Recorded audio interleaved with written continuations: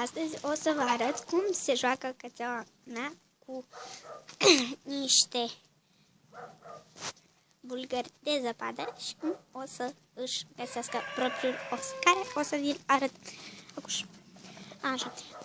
Deocamdată, uitați-l acolo. Așa, eu am pregătit niște bulgări.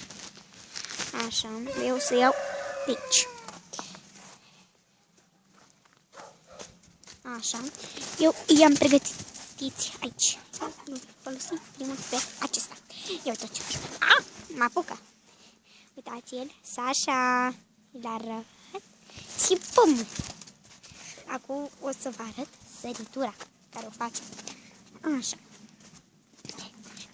Nu-i voia. Sasha!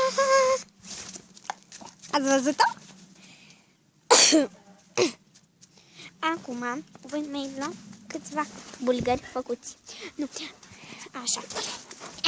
Eu totuși sare. Ciupi! Ciupi! Ce-am păcălit-o. Ciupi! Ciupi! Ciupi! Hai că o să-i dau. Așa. Fugi după el. Acum eu îi voi lua ușor ei prețios.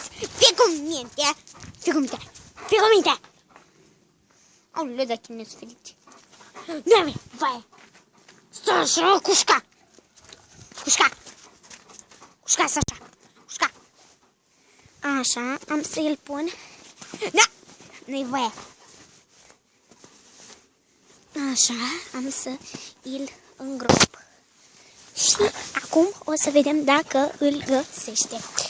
Sasha! Osu, osu! Osu, osu! Osu, osu!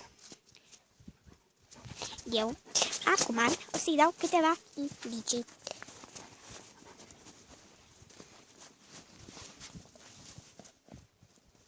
Dar cu un indiciu l-a găsit. Uitați. Așa. Iar, acum, uitați ce sare.